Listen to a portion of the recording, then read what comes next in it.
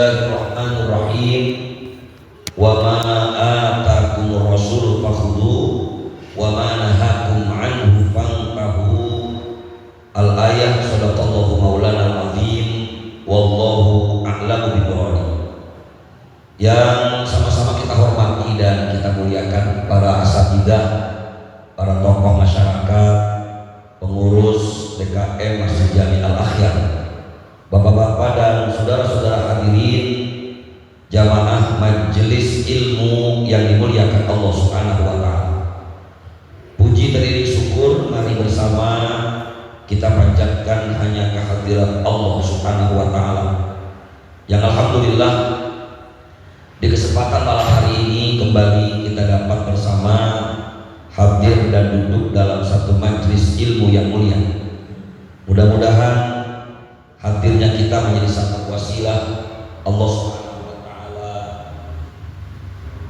curahkan rahmat dan berkah untuk kita semua. Amin ya rabbal alamin. Semoga Allah Subhanahu wa taala mengatakan kebahagiaan junjungan Nabi Muhammad sallallahu alaihi wasallam, para keluarga, para sahabat dan umat yang insyaallah istiqomah sampai hari kiamat. Mengawali majelis mulia ini bersama kita bersambung dan doakan kepada para awak, almarhumah orang-orang tua kita, guru-guru kita, saudara-saudara kita, kita lihatkan masing-masing, wabil khusus para awak Masjid Jami Al-Akhyar serta orang-orang yang berjasa di masjid ini yang telah meninggal dunia. Mudah-mudahan Allah ampuni dosa-dosanya, Allah terima segala amal ibadahnya, Allah jadikan kuburnya raudhah min riyadil jannah. Al-Fatihah ila hadhihi niyyah wa ala kulli niyatin salihah wa ila hadratin Nabi Mustafa Rasulillah sallallahu alaihi wasallam wa ala alihi wa sahbihi wa azwajihi wa dzurriyyatihil kirami syai'ulillahi lahumul Fatihah.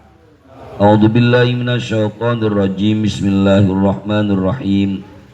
Alhamdulillahi rabbil alamin arrahmanir rahim maliki yaumiddin. Iyyaka na'budu wa iyyaka nasta'in. Ihdinas siratal mustaqim. Siratal ladzina an'amta 'alaihim ghairil maghdubi 'alaihim waladdallin. Amin. Ya Rabbi bil Mustafa balligh maqasidana waqfir lana ma madha ya wasi'al karami ya Rabb.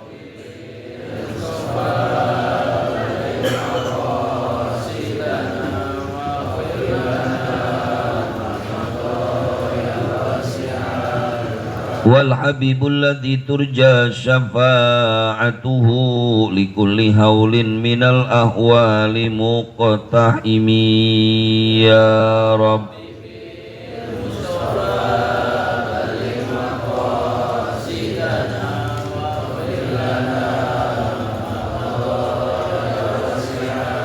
Muhammadun sayyidul kaunaini wa thaqalaini wal fariqaini min urbin wa min ajami ya Rabb.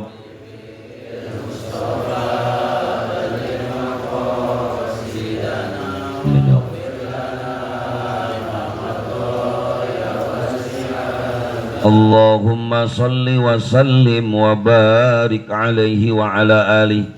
Hadirin rahimakumullah, malam ini saya ingin membahas ada satu pertanyaan.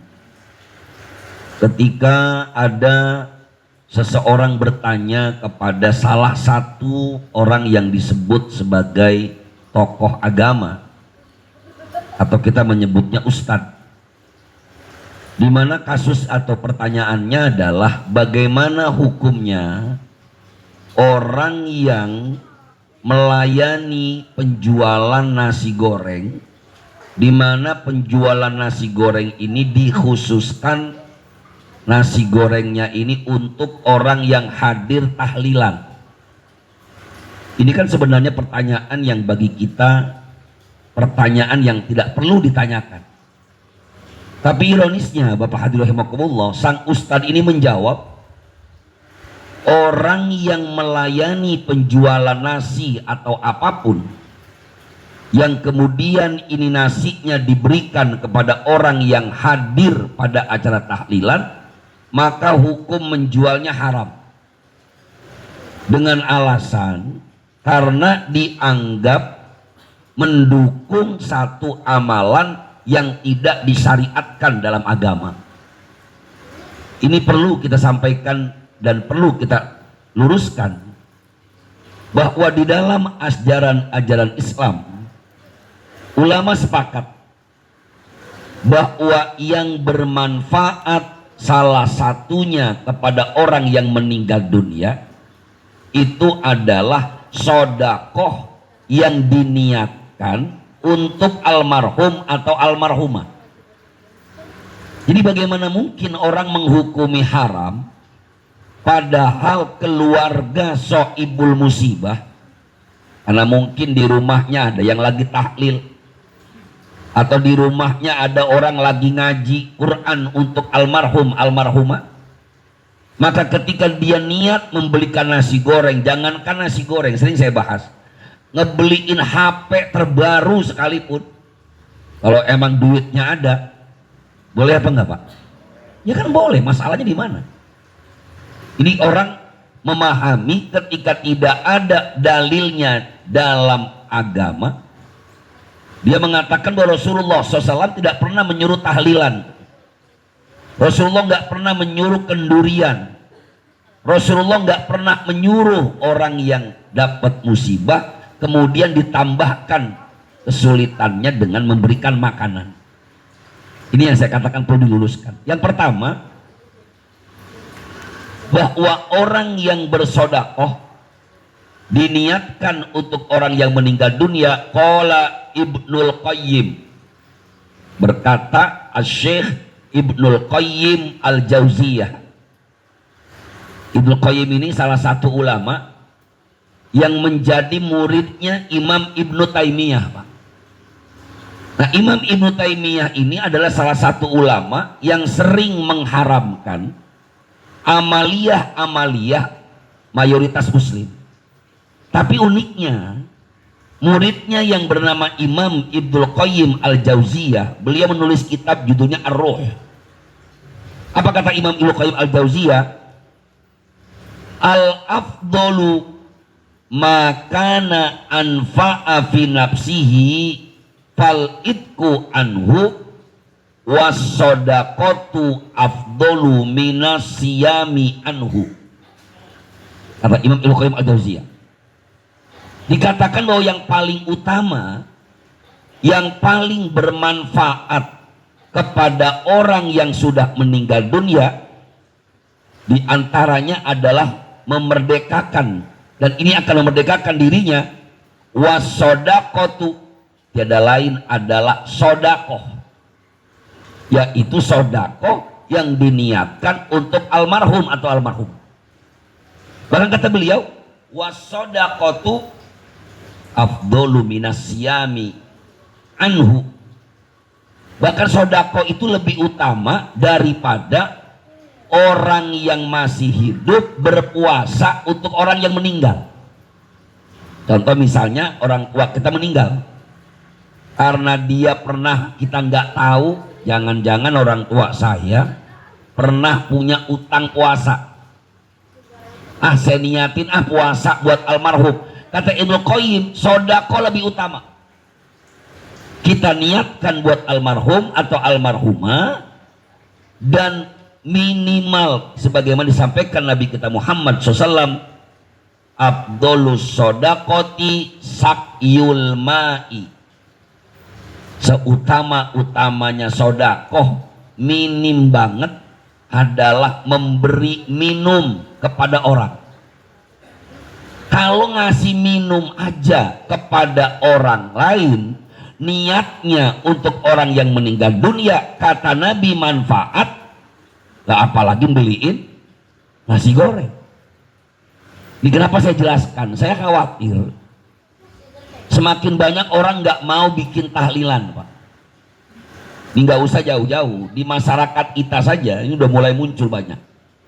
Banyak laporan masuk ke saya, Ustadz ini orang tadinya tahlilan sekarang nggak tahlilan dengan alasan Nabi nggak pernah ngajarin. Nah, ini kan memahami agamanya hanya dengan pemahaman yang tidak melihat dari apa yang dijelaskan oleh ulama. Ini pendapat Ibnu Qayyim al-Jauziyah. Yang kedua, diriwayatkan waqad haka An-Nawawi al-ijma'a ala annaha taqa'u anil mayyiti wa yasilu thawabuha sawa'un kanat min waladin au ghairihi. Wa qad haka An-Nawawi, Al-Imam An-Nawawi menceritakan atau meriwayatkan telah menjadi ijma. Ijma itu artinya udah kesepakatan para ulama bahwasanya sedekah itu bermanfaat buat orang yang meninggal dunia, wa yasiluhu thawabuha, dan pahalanya sampai. Sawaun kanat, baik itu sedekahnya dari anak kandungnya, au ghairihi, atau bahkan orang lain. Contoh misalnya, kalau anak sedekah buat orang tuanya jelas, banyak sekali hadis meriwayatkan itu. Lah sekarang kalau bukan anak gimana Ustadz? Misalnya saya pengen sodakoh untuk guru saya yang udah meninggal dunia. Saya niatkan sodakoh ini untuk guru saya yang sudah meninggal. Ini kata Al-Imam An-Nawawi sudah menjadi ijma bahwa pahalanya sampai. Bahkan diriwayatkan dari Abi Hurairah radhiyallahu anhu qol, satu ketika anna rajulan qala lin nabi sallallahu alaihi wa alihi wasallam, kata Abu Hurairah, satu ketika datang seorang laki-laki bertanya kepada Nabi kita Muhammad sallallahu alaihi wasallam, inna abi mata wa taraka malan wa lam yusi fahal yukaffiru anhu an atasaddaqo anhu. Di kalimatnya Pak, laki-laki ini nanya sama Nabi, punten ya Rasul, bapak saya meninggal dan almarhum bapak saya ini meninggalkan harta. Nah dia meninggal punya warisan. Wataro kamalan walam yusi, orang tua saya meninggalkan harta, tanahnya ada, kontrakannya ada, warungnya ada, punya enak dah Pak. Kalau bapak meninggal yang diwarisin duit banyak, ATM penuh. Yang repot ketika kita meninggal dunia, ketika anak nanyain sama istri kita, Bu, bapak meninggal ninggalin apa? Utang bapak lu banyak. Ini rasanya anak mau doain males Pak ya. Ini kalau kisah ini luar biasa nih. Ya Rasulullah, bapak saya meninggal dan beliau meninggalkan harta, tapi walam yusi, tapi nggak pernah wasiat. Maksud nggak pernah wasiat begini. Ada orang yang ketika mau meninggal dunia dia wasiat. Nah, bapak itu masih ada simpenan, alhamdulillah, utang nggak punya. Tapi kayaknya kok bapak ini udah sering sakit-sakitan. Nanti kalau bapak meninggal dunia, itu bapak punya tanah ada 1 hektar. Kalau bapak meninggal, tolong kamu kasihin aja buat pesantren, misalnya Pak. Itu namanya wasiat. Tapi ini kasusnya walam yusi. Kalau tadi jelas, kalau anaknya tidak melaksanakan wasiatnya, anaknya dosa. Contoh lagi misalnya, sebelum meninggal kita udah ngomong sama anak-anak kita, nah warisan buat kalian semua insya Allah bapak tidak zolimi, masih banyak. Tapi bapak titip, bapak punya deposito yang jatuh temponya mungkin sekitar bulan Januari. Takut bapak nggak sampai Januari, tolong kalau bapak meninggal ini sodakohkan uangnya. Kalau ini jelas wasiat namanya pak. Kalau kemudian bapaknya meninggal dunia, anaknya nggak kasihin buat sodakoh, dosa anaknya. Karena wasiat. Wasiat itu mau pakai surat, mau nggak pakai surat, sah. Walaupun dalam hukum kita, biasanya wasiat itu harus ditulis. 2 orang saksi, bahkan disaksikan dan diresmikan oleh notaris. Dalam Islam tidak. Selama itu wasiat ada 2 orang saksi laki-laki, nggak ada masalah. Nah ini kasusnya walam yusi, tapi orang tua saya nggak wasiat. Fahal yukafiru anhu, apakah bisa menghapus dosa-dosa orang tua saya? An atasoddaqo anhu, kalau saya bersodakoh niat buat si mayit, buat almarhum. Faqala Rasulullah Shallallahu Alaihi Wasallam menjawab, naam, iya, monggo silahkan. Itu Rasulullah jawab singkat, naam doang pak. Tapi artinya apa? Silakan. Sodakoh yang kau ambil dari harta orang tuamu, walaupun itu tidak pernah wasiat, ini tetap bermanfaat. Hadis yang kedua, wa anil Hasan an Sa'ad bin Ubadah anna ummahu matat. Diriwayatkan dari Hasan dari sahabat Sa'ad bin Ubadah, di mana Sa'ad bin Ubadah ini ibunya meninggal.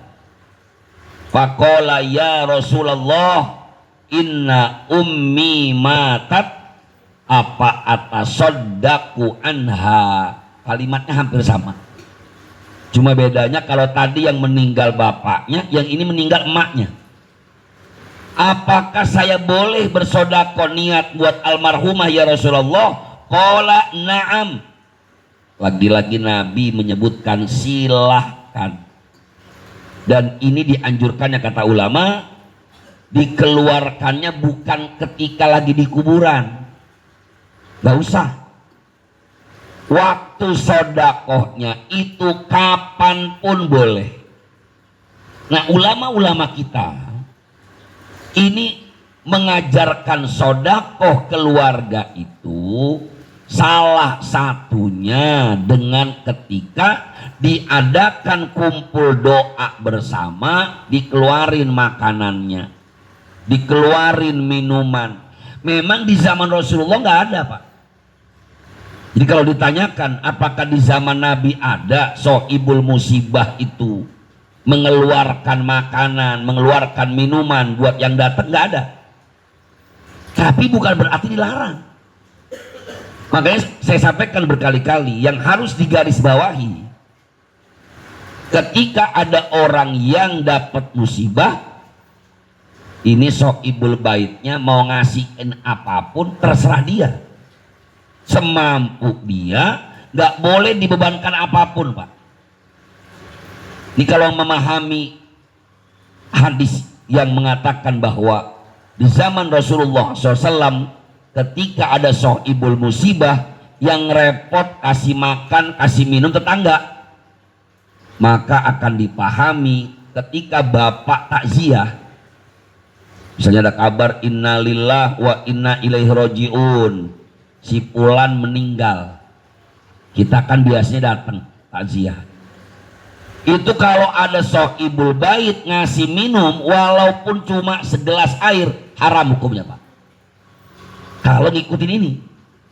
Tapi karena ada keumuman hadis tentang sodakoh yang manfaat buat orang yang meninggal dunia, maka mau ngasih apapun boleh, nggak masalah. Yang penting sohibul musibah niatnya sodakoh. Karena sodakoh hukumnya sunnah, maka hukum sodakoh pun nggak boleh ngeberatin sohibul musibah. Bahkan ulama sepakat berdasarkan ayat wala tulqu bi aidikum ila tahlukah, Janganlah kau jatuhkan dirimu ke dalam kehancuran. Sodakoh itu karena hukumnya sunnah, nggak boleh sampai utang-utangan, sampai jual rumah, ngabisin warisan gara-gara sodakoh, nggak boleh. Ini sebenarnya jalan tengah, Pak. Mana jalan tengahnya? Ketika kita mau hadir tahlilan, mendoakan kepada orang yang meninggal dunia, kalaupun dia mau sodakoh, nggak usah diberatin dengan budaya yang nggak jelas. Misalnya ada budaya kalau tahlilan 3 hari harus makan, habis makan di nampan harus ada berkatnya juga. Terus nanti kalau ada ustadz yang datang harus diamplopin sekian. Ini yang bikin kacau urusan sebenarnya. Padahal ini nggak ada aturannya. Saya seringkali sampaikan di masyarakat juga, bagaimana yang awalnya sunnah tadi, sodako boleh, sahibul musibah. Tapi kalau kemudian udah diberatin, nah ini kan kasihan, Pak. Sehingga muncul realita di masyarakat kita, kalau yang ngadain tahlilan yang meninggal dunia orang miskin, biasanya yang hadir tahlil banyak apa dikit, Pak? Tapi kalau yang meninggal orang kaya, tahlilan dari malam pertama sampai malam ke-7 banyak yang datang. Pertanyaannya why? Kenapa? Nah jangan-jangan salah niat kita. Saya kemarin diundang tahlil, Pak, sampai kaget. Ya Allah, ini kok 7 hari yang datang udah kayak tablik akbar, Pak. Ternyata betul tadi saya bilang, itu semua yang datang kalau udah dipanggil USTD, tahu USTD? Ya Ustadz. Apalagi udah bawa sorban kayak saya begini nih, udah bawa sorban pakai songkok putih. Saya lihat sendiri, Pak, semua dikasihin. Saya tanya, saya kebetulan coba datang satu malam itu. Ternyata kata mereka ini tiap malam, guru. Pokoknya yang ustad itu dikasih amplop semua. Amplop doang, ya ada isinya ustad katanya. Saya kan amplop doang. Udah gitu yang disiapin luar biasa, Pak. Buah-buahannya ada, nasinya ada. Udah gitu berkatnya yang disiapin di depan. Semuanya diumumkan sama sahibul musibah. Tolong bapak-bapak, selesai tahlil yang ada di depan silakan masukin ke dalam plastik. Itu ada kacang, semangka, wah campur-campur. Saya katakan tadi bukan nggak boleh. Kalau memang dia mampu silakan. Tapi jangan dibedain. Oh sodako kok.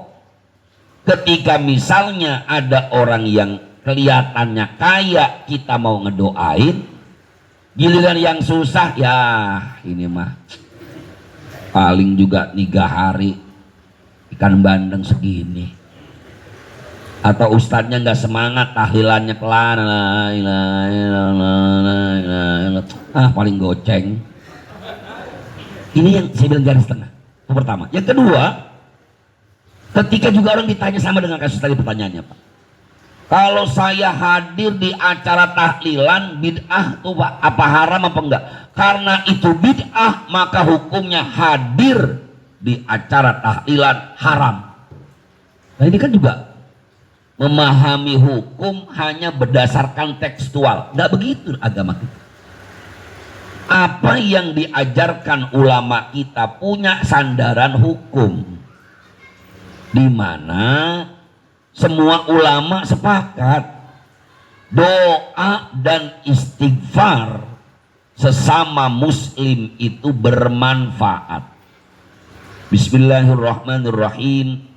Walladzina ja'u min ba'dihim yaqulun Rabbana ighfir lana wa li ikhwanina alladzina sabaquna bil iman ولا تجعل في قلوبنا غلا للذين آمنوا ربنا إنك رؤوف رحيم. Ini dalil bahwa doa orang yang hidup manfaat. Cuma memang urusan doain sama sodako, Rasulullah memang tidak membuat bentuk yang khusus. Jadi kalau ada yang ngomong Nabi nggak pernah tahlilan kumpul nigar, benar Pak. Imam Syafi'i nggak pernah bikin 3 hari, 7 hari, 4, betul. Tapi agama mengajarkan orang muslim saling mendoakan. Nah, biasanya kalau bapak, yuk kita lihat secara jujur. Kalau ada tetangga meninggal dunia, kita nggak diundang suruh mendoakan almarhum. Ada nggak kita masing-masing karena ada tetangga yang meninggal dunia, yuk kita doain si fulan Al-Fatihah. Gak bakalan Pak. Kita ini kan masih orang yang kalau doain egois. Kalau perlu cuma Allahumma gfirli wali walidayya warhamhuma kama rabbayani shogiro. Ya Allah, ampuni dosa saya dan kedua orang tua saya. Sayangi keduanya sebagaimana keduanya menyayangi saya di waktu kecil. Bukan salah, bukan, betul. Tapi seringkali kita nggak mau doain orang Pak. Emang pernah? Ya Allah, mudah-mudahan bapaknya Ustadz yang udah almarhum diampuni dosanya oleh Allah Ta'ala. Nggak ada. Yang kita doain cuma orang tua kita doang. Untung ulama kita ngajarin tuh ada tahlilan. Kalau tahlilan doanya umum. Allahumma ausil thawaba ma qara'na minal Qur'anil azim. Ya Allah, sampaikan pahala dari apa yang kami baca. Surah Al-Fatihah, Yasinnya, Al-Baqarahnya. Buat siapa? Li abaina wa ummahatina wa jaddina wa jaddatina. Pakainya domirnya jamak. Dalam bahasa Arab disebut dengan domir mutakallim ma'al ghair. Kalau anak mutakallim binafsi sendiri. Kalau nahnu semuanya kami. Ya Allah, mudah-mudahan pahalanya buat semua orang-orang tua kami, orang-orang tua kita, bapak-bapak kita, kakek nenek kita, semua, nggak sendiri. Kalau tadi kan ampunin dosa-dosa orang tua saya. Kalau tahlilan jadi apa? Orang tua kami kebagian. Bahkan orang yang diundang tahlil yang nggak ngeluarin apa-apa kebagian doanya Pak. Wal jami'il muslimina wal muslimat wal mu'minina wal mu'minat min ahli Jatiranggon jami'an, min ahli Bekasi jami'an, kebagian semua. Jadi sekali lagi ini punya dasar. Walaupun memang Rasulullah Shallallahu Alaihi Wasallam menyebutnya secara umum bahwa doa dan istighfar buat orang yang meninggal dunia manfaat dan insya Allah sampai. Yang kedua, sodakoh dari anaknya atau keluarganya, termasuk misalnya RT biasanya ngebantuin. Karena ada yang meninggal, ada uang kas RT atau edaran uang kematian, dikasihin kumpul 100 juta, kasihin deh. Kumpul apa enggak Pak? Kadang-kadang suruh sodako sama yang meninggal, ya buat keluarga sohibul musibah malah susah kita. Kalau kondangan malah banyak Pak. Sebenarnya kalau orang hadir walimatul urus wajib ngamplopin gak sih? Gak ada hadisnya loh Pak. Rasulullah cuma bilang idza du'iya ahadukum ilal walimah falyaiha. Kalau kamu diundang acara walimah, kata Nabi, datanglah. Yang Nabi suruh apa? Ada nggak? Maka amplopinlah. Nggak ada. Cuman nggak apa-apa orang niat sedekah kok. Cuma jangan dibalik. Yang disuruh bantu itu orang yang susah. Nah kita ini kebalik Pak. Kalau orang kondangan kita sanggup kasih banyak, Kalau buat orang yang meninggal dunia udahlah 1.000 aja. 1.000 kali 100 orang udah 100.000 Pak. Buat beli kain kapan aja nggak dapet. Ini kan beberapa realita di masyarakat kita yang harus kita luruskan secara agama. Jangan sampai kita salah memahami, oh ini nggak boleh tahlilan. Boleh, karena ini bagian dari doa orang yang hidup buat orang yang meninggal. Sodakohnya kita niatkan buat orang yang meninggal, almarhum almarhumah. Jadi kalaupun mau sodakoh nanti selesai tahlilan nggak apa-apa juga Pak.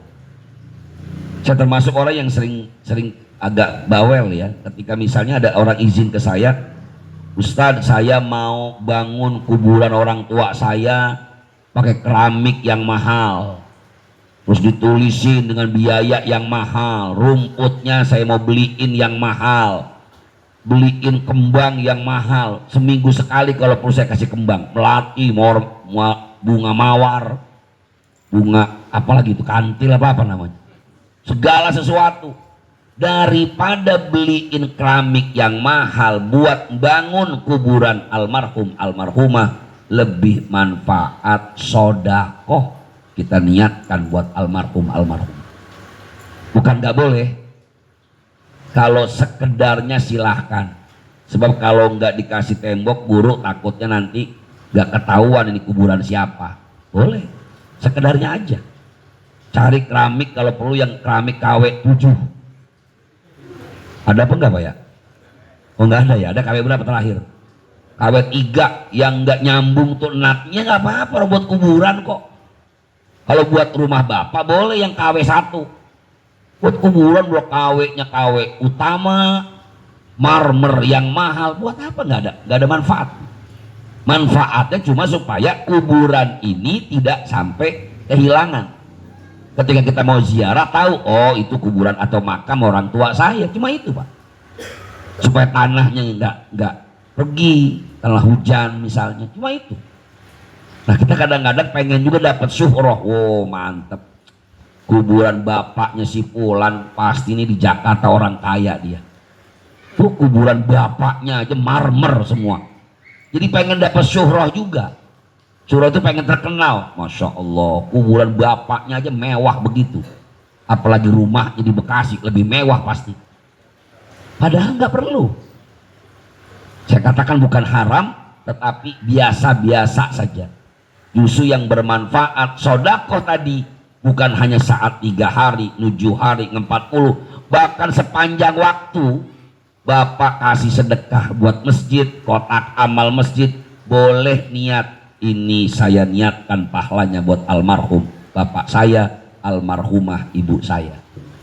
Kalau begitu Ustaz saya nggak kebagian dong pahalanya. Itu kan matematika dunia. Matematika Allah nggak begitu. Bapak niatin buat orang tua tetap tidak dikurangi sedikit pun pahalanya buat kita. Malah kita dapat pahalanya, almarhum almarhumah juga dapat pahalanya. Makanya orang yang meninggal dunia kalau anaknya nggak pernah sedekah niat buat dia, sian dia nangis. Ya Allah, padahal nih anak rumah gue yang bangun, tanah gue yang beli, tinggal nempatin doang. Ini suruh sodakoh atas nama gue yang udah almarhum, pelitnya 17 setan ya anak. Ini kalau bisa balik lagi gue cekek nih anak sekalian. Ya untung nggak bisa balik lagi dia Pak. Jadi ini untuk meluruskan, karena lagi-lagi baru tadi sore saya dapat kiriman video ini. Saya bilang ya Allah ini kebangetan amat, cuman gara-gara beli nasi goreng, nasi gorengnya haram katanya Pak.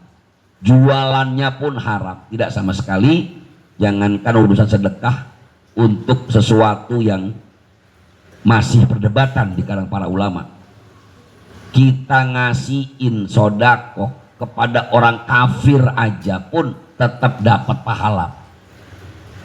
Ada orang non muslim datang ke rumah kita, Pak tolongin saya lapar dari pagi nggak makan, tapi nggak makan Pak pakai kalung salib datang ke rumah kita. Ya lu beda bagus, percuma gua ngasih lu nggak ada pahalanya. Ada buat makan dia, silahkan. Jadi kepada orang non muslim saja sodakoh itu masih ada pahalanya, apalagi cuma persoalan yang ikhtilaf di kalangan para ulama. Hadirin jamaah yang dimuliakan Allah Subhanahu wa taala, mungkin inilah yang perlu saya sampaikan, mudah-mudahan bermanfaat dan tentu saja agar kita sebagai anak, salah satu bakti kita kepada kedua orang tua kita yang sudah meninggal dunia diantaranya adalah terus mendoakannya dan juga sedekah niatkan untuk almarhum almarhumah. Semoga bermanfaat dan saya mohon maaf jika banyak kekurangan dan kekhilafan. Seperti biasa kita masih banyak waktu, mungkin ada hal-hal yang ingin ditanyakan.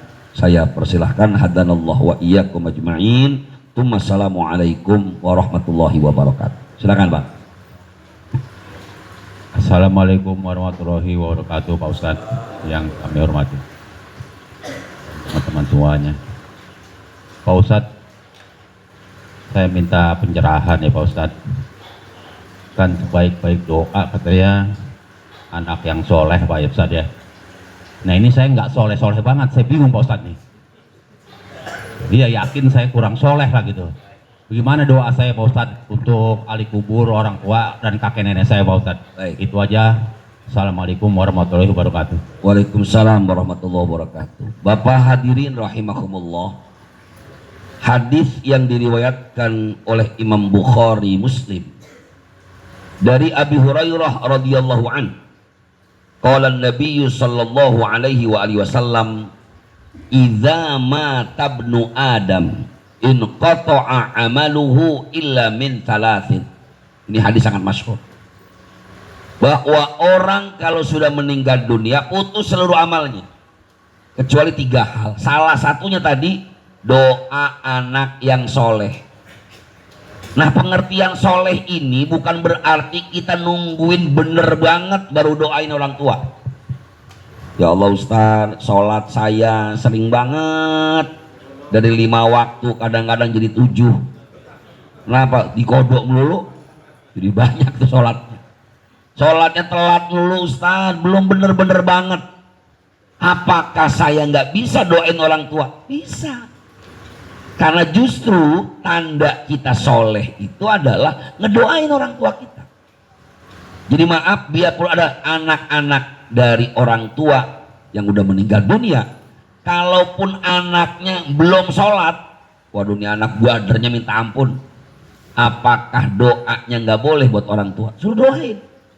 Lu doain tuh bapak malu. Kok gue bawa sembahyang? Nah, sekali-sekali deh Jumatan kalau sembahyang. 5 waktu mah belum, baru Jumatan doang. Habis Jumat doain.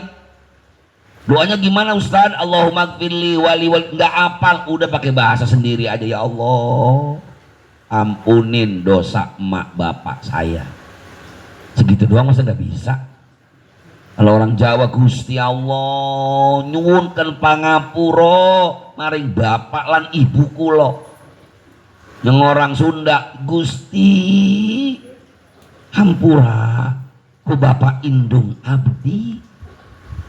Yang orang Betawi jauh banget, ya Allah ampunin ngapa ya Allah dosa bapak emak-emak saya. Gampang banget itu Bang. Jadi semuanya berlaku. Kita ini kan masih anak namanya Pak, anak dari bapak kita, jadi jangan berhenti. Oh, gue udah gak doain bapak gue lagi, emang kenapa? Gue udah jadi bapak sekarang, udah jadi engkong, gue udah jadi kakek, udah punya cucu, nggak ngaruh. Betul bapak kakek dari cucu bapak. Kita ini bapak dari anak-anak kita, tapi kita adalah anak dari bapak dan ibu kita. Jadi jangan pernah berhenti. Bahkan Rasulullah mengatakan birru aba'akum kabirukum abna'ukum. Berbuat baiklah kamu kepada kedua orang tuamu, niscaya anak-anakmu pun akan doain kamu, akan berbakti kepadamu. Jadi kalau kita hari ini masih doain kedua orang tua kita, sering ziarah, ya kalaupun nggak sempat seminggu sekali, sebulan sekali, nggak sempat sebulan sekali, setahun sekali, nggak sempat juga 2 hari sebelum mati ke ziarah, nggak sempat juga 3 hari sebelum kiamat ziarah. Itu orang tua kita yang kita doain, insya Allah pengaruhnya sebagai Nabi katakan, anak-anak kita pun bakal sering doain kita. Jadi kalau ada anak kita nggak doain kita, jangan-jangan kita jarang doain orang tua kita. Jadi demikian, wallahu a'lam. Ya silakan. Nanti Pak Haji. Assalamualaikum warahmatullahi wabarakatuh. Waalaikumsalam warahmatullahi wabarakatuh. Terima kasih waktu yang diberikan pada saya. Tadi saya juga sudah menyimak ketika kalau kita mau infak sodako buat orang tua kita itu sepanjang masa. Nah, biasanya kalau kita mau manggil tahlilan itu Pak Kiai, itu kan biayanya cukup lumayan besar. Iya. Nah, tapi kita pengen mendoakan orang tua kita melalui jamaah tidak dengan tahlilan.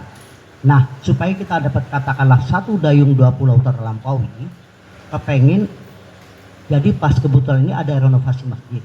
Kita punya uang katakanlah cuma 200. Kemudian kita kasih untuk buat nyumbang renovasi masjid buat beli keramik. Tetapi saya minta pahalanya untuk orang tua saya. Ya, nah, itu mohon penjelasannya. Baik. Terima kasih. Wassalamualaikum Waalaikumsalam warahmatullahi wabarakatuh. Yang sering saya sampaikan, konsep agama kita ini la yukallifullahu nafsan illa wus'aha. Allah gak ngasih beban kepada diri kita sesuatu yang kita nggak mampu, nggak usah. Kita mikirin, waduh bikin tahlilan, undang ustadz 10 udah ketahuan 2,5 juta. Dihitung-hitung, waduh duitnya nggak cukup nih. Kalau duitnya ada, sedekah makin banyak pahalanya Pak. Tapi kalau daripada kita maksain diri misalnya, khawatir malah utang ke sana kemari, nanti khawatir nggak bisa bayarnya, ya udah nggak apa-apa. Daripada 2,5 juta memang belum ada, ya udah cukup, ada baru uang 500.000, terserah mau dibeliin keramik buat masjid, mau langsung dimasukin kotak amal masjid, mau langsung dikasih anak-anak yatim, mau langsung dikasih orang-orang miskin, silahkan. Dan nggak perlu diomongin, nggak apa-apa. Ini kebiasaan masyarakat kita juga sama Pak. Ini pahalanya, ini buat almarhum Pulan bin Pulan, Pulana bin Pulan, Pulana bin, sebutin semua. Ini orang Bekasi nih, orang Jatiranggon, orang Jatisari sama. Saya pernah sholat Idul Fitri di Jatisari. Mau khutbah saya kaget Pak, baru waktu lama, udah lama. Itu sebelum sholat, ini sodako 50.000 rupiah, almarhum Pulan bin Pulan. Satu orang ngirim sedekah 20.000, yang dibacain 20 orang Pak. Lah ini kan nyape-nyapein imam namanya Pak. Untuk bukan saya suruh bacain. Kadang-kadang masyarakat kita yang belum paham tadi. Kadang-kadang ketika nama binnya salah saja, misalnya namanya sebetulnya Badruddin, dia baca Badriddin, wah langsung lu payah lo, gua udah ngasih 50.000, bapak gua salah, agak nyampe ini malah. Lah emang yang nyampein siapa? Bukan ketua DKM Pak. Ini kalau di kita alhamdulillah udah enggak, di Jatiranggon nih di mesin kita ya sekedarnya boleh.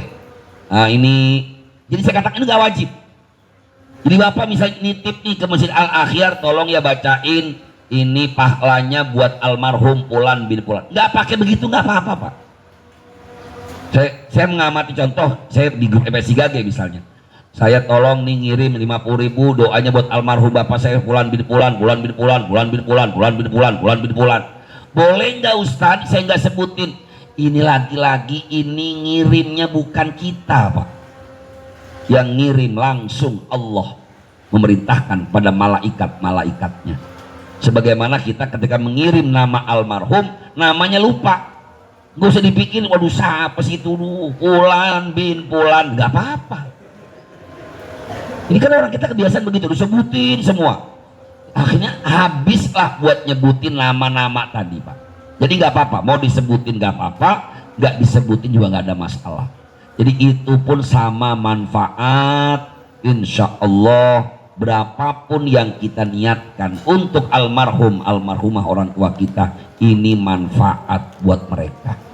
Jumlahnya seikhlasnya yang kita sanggup. Demikian. Ya silakan Pak Haji. Bismillahirrahmanirrahim. Ihdinas siratal mustaqim. Mencermati yang Pak Ustadz sampaikan malam ini, yang pertama tadi disampaikan seseorang apabila memberi wasiat itu wajib dilaksanakan. Katakanlah kalau ada satu kasus seseorang akan meninggal itu memberi wasiat, tapi wasiatnya kepada anak tidak sesuai dengan warisan di dalam agama. Contoh kan biasanya anak laki-laki warisan kan 2 kali lipat dari perempuan. Tapi bapaknya bilang, saya nanti kalau saya mau meninggal, ya kalian sebagi rata aja lah, 1 atau mungkin ya karena yang laki-laki ini sudah kaya nih kelihatannya, perempuan tak kasih yang banyak ya ini. Nah ini kan menyalahi dari agama. Hal yang semacam ini, wasiat ini tetap harus wajib dilaksanakan atau bagaimana Pak Ustadz? Ini yang pertama. Yang kedua terkait dengan sodakoh, katakanlah apabila ada dua situasi, kita yang notabene tiap hari selalu melihat orang di depan mata kita ada kesusahan, kebetulan kita punya rezeki, mana yang harus kita dulukan? Di satu sisi keluarga kita jauh juga butuh, mana yang harus kita laksanakan? Memang harus saudara dulu, tapi sangat jauh. Tapi yang kita lihat ini di depan mata ini hari-hari kelihatan. Nah, mana yang harus kita dahulukan? Terima kasih Pak Ustadz. Terima kasih. Pertanyaan yang baik sekali. Yang pertama, perintah sodakoh di dalam Al-Quran surah Al-Baqarah, memang yang menjadi prioritas untuk sodakoh adalah kedua orang tua. Tetapi ingat, dalam hadis Nabi kita Muhammad SAW, Nabi justru menyuruh siapapun mereka harus dilihat skala prioritas. Nabi menyebutkannya mutirin, yang paling butuh.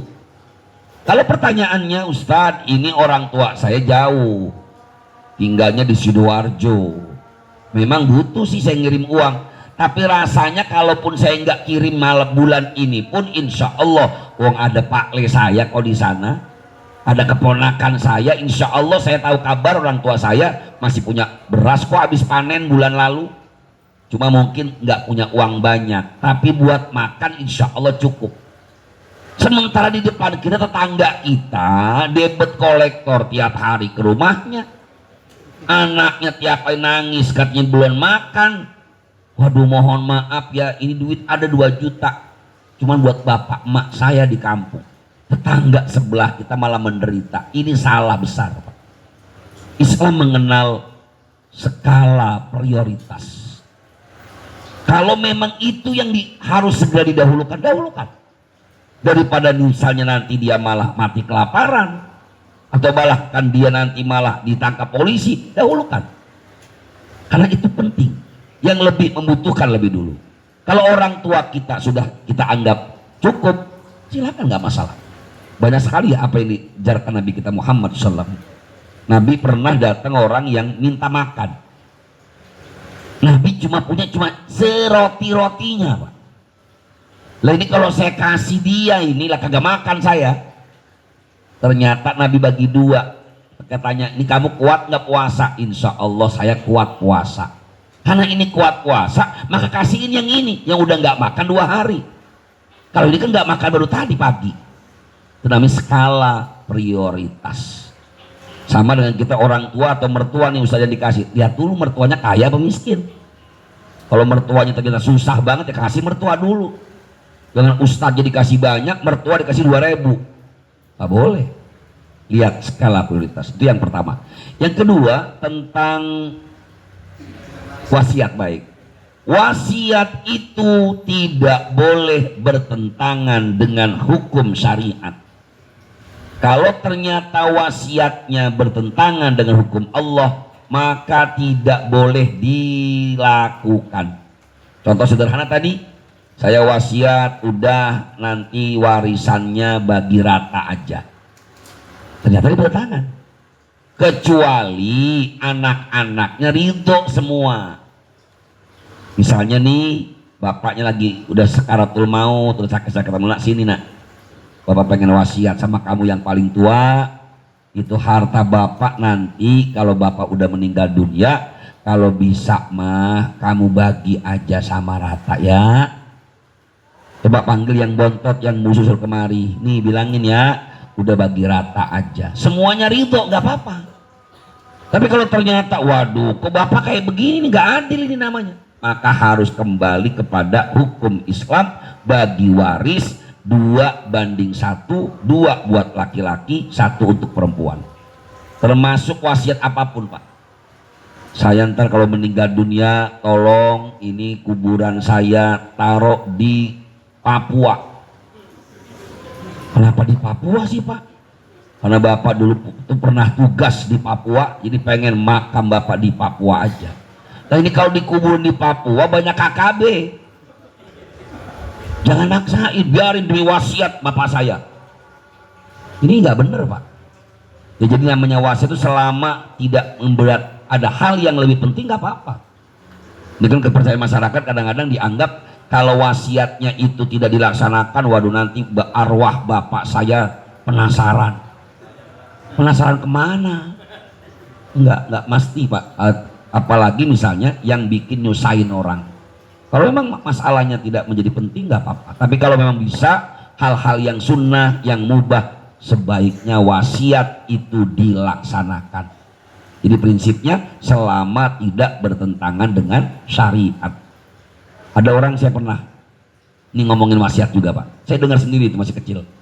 Itu orang ketika lagi sakit wasiat sama anaknya, nanti kalau bapak mati tolong di kuburannya kartu remi taruh di bawah. Asli, Pak, ini bukan bercanda, demi Allah itu cerita saya dengar. Udah, memang ini orang waktu itu saya masih ingat masih kecil, ini orang tukang mabok, tukang judi.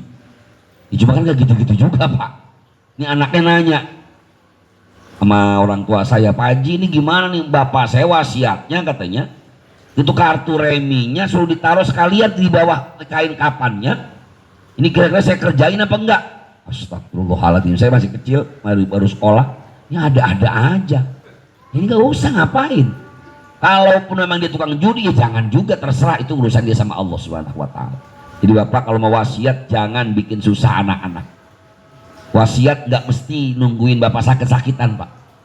Sunnah wasiat, bahkan malam ini pulang dari sini bapak wasiat nggak apa-apa, sunnah. Cuman kan orang tua masyarakat kita belum familiar ya. Kalau kita pulang ngaji wasiat, waduh pada takut semua. Saya pernah juga pulang ngajar, saya ngomong sama istri saya, mah anak-anak tolong saya wasiat ya, kalau bisa nih anak-anak tolong di sekolahin yang tinggi. Lu apaan sih ah? Udah mati besok aja. Perasaan urusan mati mau wasiat kek kagak kek. Kalau ayahnya mati ya mati, jadi selalu aja mau wasiat nggak apa-apa. Baik hadirin rahimakumullah, mudah-mudahan kajian kita malam hari ini bermanfaat dan insya Allah bisa kita amalkan dalam kehidupan kita sehari-hari. Dan kita takhtimkan majlis ini dengan bersama bacakan doa Al-Fatihah ila hadhihin niyah wa ala kulli niyatin sholihah wa ila hadratin nabi al-fatihah. A'udzubillahi minasyaitonir rajim. Bismillahirrahmanirrahim. Alhamdulillahi rabbil alamin arrahmanir rahim maliki yaumiddin. Iyyaka na'budu wa iyyaka nasta'in shiratal mustaqim shiratal ladzina an'amta 'alaihim ghairil maghdubi 'alaihim waladdallin amin. Allahumma amin ya rabbal alamin. Allahumma shalli ala sayyidina Muhammad wa ala ali sayyidina Muhammad. Allahumma ighfir lana dzunubana wa liwalidina wa liman syaikhina wa liman hadarana wa liman ghaba'anna wa li jami'il muslimina wal muslimat wal mu'minina wal mu'minat al-ahya'i minhum wal amwat. Allahumma tsabbitna bil iman wa tsabbitna bil islam wa tsabbitna bil istiqamah. Rabbana taqabbal minna innaka antas samiul alim wa tub 'alaina innaka antat tawwabur rahim. Rabbana atina fid dunya hasanah wa fil akhirati hasanah wa qina adzaban nar. Wa sallallahu ala khairi khalqi sayyidina Muhammadin nabiyil ummi wa ala alihi washabihi wasallam. Bi fadlika subhana rabbika rabbil izzati amma yasifun wa salamun alal mursalin walhamdulillahi rabbil alamin. Subhanakallahumma wa bihamdika asyhadu an la ilaha illa anta astaghfiruka wa atubu ilaik. Wassalamualaikum warahmatullahi wabarakatuh.